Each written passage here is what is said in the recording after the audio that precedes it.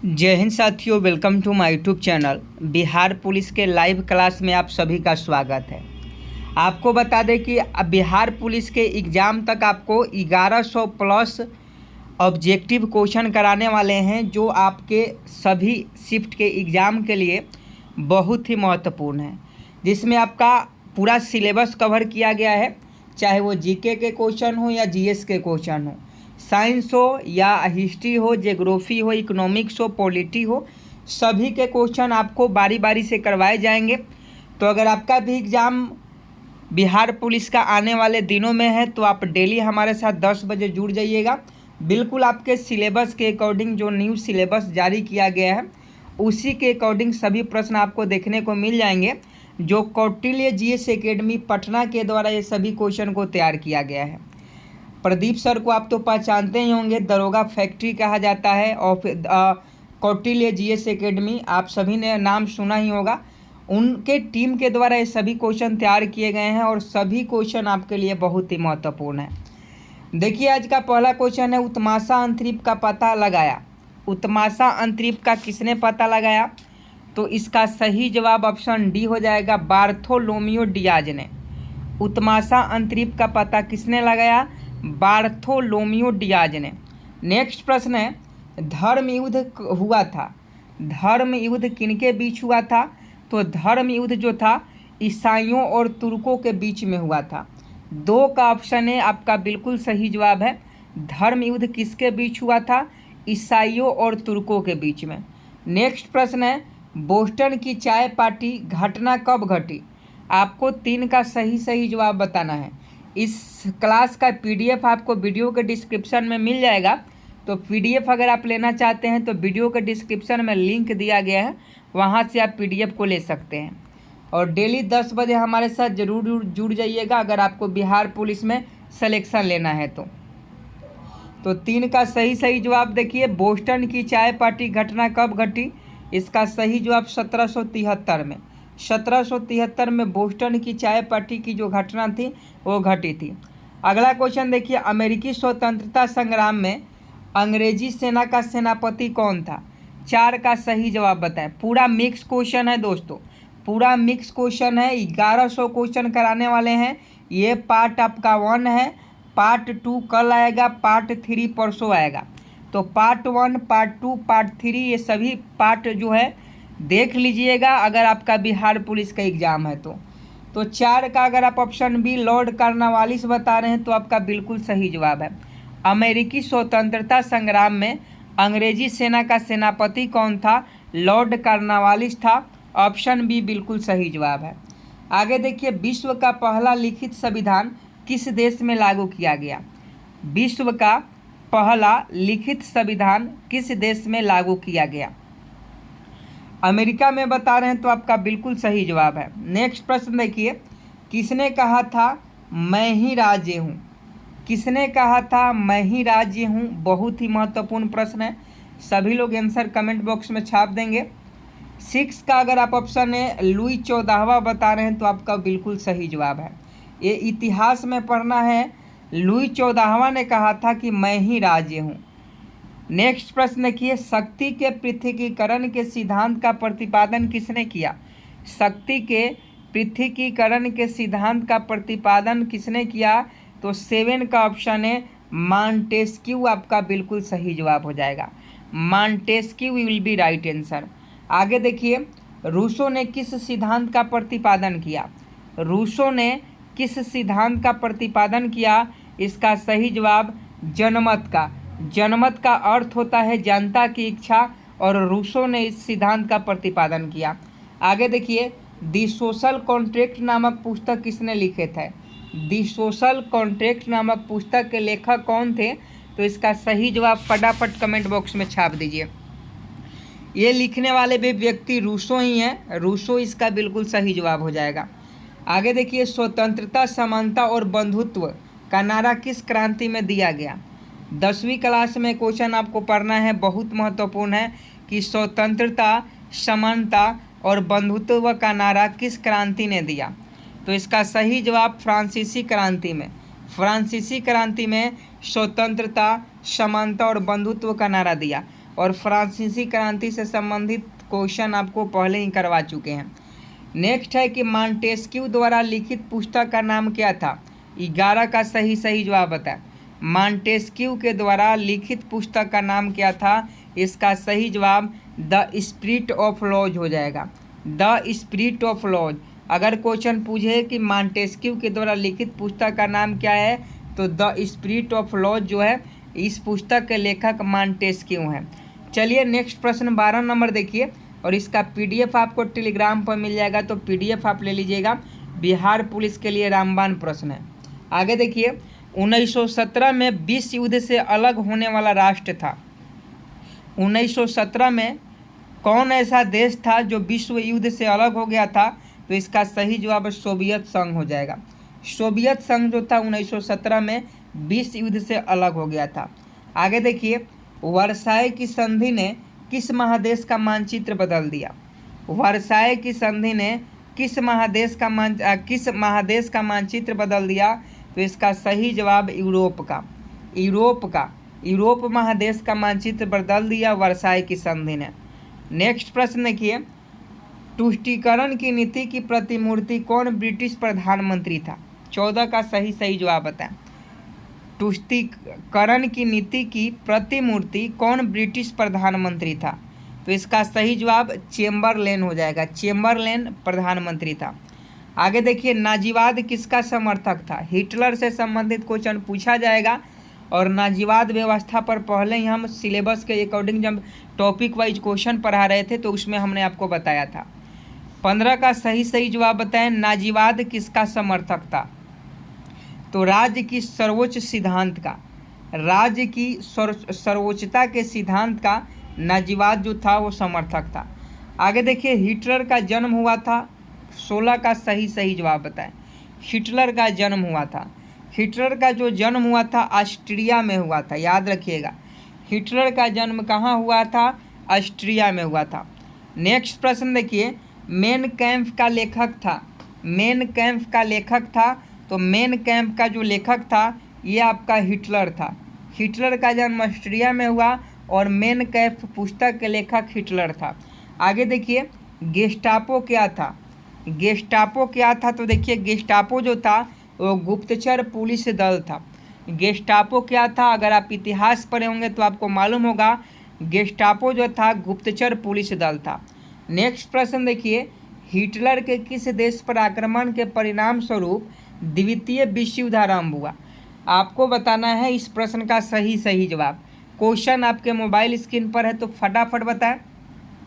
और ये सभी प्रश्न का अगर आप पीडीएफ लेना चाहते हैं तो टेलीग्राम पर लिंक दिया गया है, और साथ में वीडियो के डिस्क्रिप्शन में भी आपको लिंक मिल जाएगा। आप इसी वीडियो के डिस्क्रिप्शन में जाकर इसका पीडीएफ डाउनलोड कर सकते हैं। तो 19 का सही जवाब देखिए, तो 19 का सही जवाब ऑप्शन सी पोलैंड हो जाएगा। आगे देखिए, नाजी पार्टी का प्रतीक चिन्ह क्या था? तो नाजी पार्टी का प्रतीक चिन्ह स्वस्तिक था। नेक्स्ट है, भूमिज विद्रोह किस वर्ष हुआ था? भूमिज विद्रोह किस वर्ष हुआ था? तो इसका सही जवाब 1832 में हो जाएगा। 1832 में भूमिज विद्रोह हुआ था। नेक्स्ट है, तिलका माझी को किस वर्ष फांसी दी गई? 22 का सही जवाब बताएं। तिलका माझी को किस वर्ष फांसी दी गई? तो 1784 में दी गई। याद रखिएगा, तिलका माझी को फांसी 1784 ईस्वी में दी गई। नेक्स्ट प्रश्न देखिए, छोटा नागपुर काश्तकारी कानून किस वर्ष पारित किया गया? छोटा नागपुर काश्तकारी कानून किस वर्ष पारित किया गया? सही जवाब 1908 हो जाएगा। ऑप्शन डी बिल्कुल सही जवाब है। आगे देखिए, सिद्धू किस आंदोलन से जुड़े हुए थे? सिद्धू किस आंदोलन से जुड़े हुए थे? तो इसका सही जवाब संथाल विद्रोह से। संथाल विद्रोह से सिद्धू जो थे जुड़े हुए थे। अगला क्वेश्चन देखिए, भारतीय संविधान के किस धारा के अंतर्गत आदिवासियों को कमजोर वर्ग का स्थान दिया गया? तो इसका सही जो जवाब हो जाएगा ये आर्टिकल 342 हो जाएगा। आर्टिकल 342 के अनुसार जो भी आदिवासी आते हैं उनको कमजोर वर्ग का दर्जा दिया गया। नेक्स्ट है, राष्ट्र संघ की स्थापना किस उद्देश्य से की गई थी? यूएनओ जिसे हम लोग बोलते हैं, 24 अक्टूबर 1945 की इसकी स्थापना होती है। राष्ट्र संघ की स्थापना किस उद्देश्य से की गई थी? इसका सही जवाब भविष्य में विश्व युद्ध को रोकने के लिए। आगे देखिए, संयुक्त राष्ट्र किस सम्मेलन का परिणाम स्वरूप था? जल्दी से सही सही जवाब बताएं कि संयुक्त राष्ट्र किस सम्मेलन का परिणाम था। सही जवाब ऑप्शन बी हो जाएगा, ब्रेटन वुड्स सम्मेलन का। ब्रेटन वुड्स सम्मेलन का परिणाम जो था वो यूएनओ था। आगे देखिए, संयुक्त राष्ट्र का मुख्यालय कहाँ है? 28 का सही जवाब बताएं। संयुक्त राष्ट्र का मुख्यालय कहाँ है? तो संयुक्त राष्ट्र का जो मुख्यालय है ये आपका न्यूयॉर्क में है। न्यूयॉर्क में आपका बिल्कुल सही जवाब है।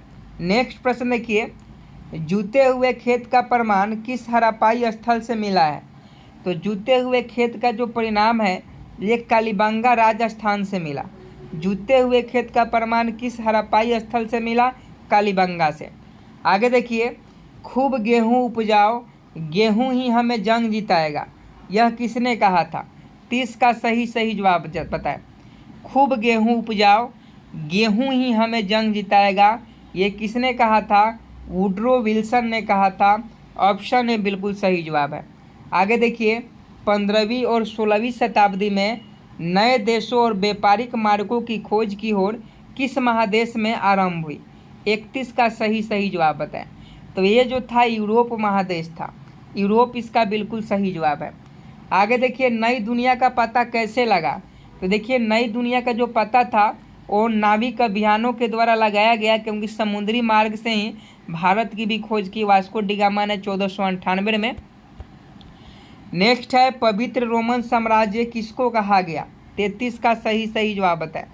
पवित्र रोमन साम्राज्य किसको कहा गया? ऑप्शन ए कैरोलिगियन साम्राज्य को बता रहे हैं, तो आपका बिल्कुल सही जवाब है, पवित्र रोमन साम्राज्य कैरोलिगियन साम्राज्य को कहा गया। आगे देखिए, सामंती व्यवस्था में भूमि का वास्तविक मालिक कौन होता था? सामंती व्यवस्था में भूमि का वास्तविक मालिक कौन होता था? ये आपका राजा होता था। राजा इस प्रश्न का बिल्कुल सही जवाब है। सामंती व्यवस्था में भूमि का वास्तविक मालिक राजा होता था। आगे देखिए, रोमन कैथोलिक चर्च का केंद्र कहाँ पर था? 35 का सही जवाब बताएं। रोमन कैथोलिक चर्च का केंद्र कहाँ पर था?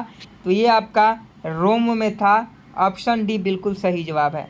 आगे देखिए, अंध महासागर किसे कहा जाता था? तो अंध महासागर अंटार्कटिक महासागर को कहा जाता था। नेक्स्ट प्रश्न देखिए, आधुनिक युग को लाने में किस घटना का योगदान था? 37 का सही जवाब बताएं। आधुनिक युग को लाने में किस घटना का योगदान था? तो पूर्ण जागरण का। पुनः जागरण का जो था आधुनिक युग को लाने में, इसी का योगदान था, पुनः जागरण। तो ऑप्शन डी बिल्कुल सही जवाब हो जाएगा। आगे देखिए, 38 नंबर प्रश्न, कुस्तुनतुनिया किस साम्राज्य की राजधानी थी? 38 का सही जवाब बताएं। कुस्तुनतुनिया किस साम्राज्य की राजधानी थी? ये आपका बिजेंटाइन साम्राज्य की। कुस्तुनतुनिया किस साम्राज्य की राजधानी थी? बिजेंटाइन साम्राज्य की राजधानी थी। 38 का ऑप्शन बी बिल्कुल सही जवाब है। आगे देखिए, पूर्ण जागरण का केंद्र कहाँ था? तो ये पूर्ण जागरण का केंद्र पूछा जाता है, ये इटली था। ऑप्शन डी बिल्कुल सही जवाब हो जाएगा।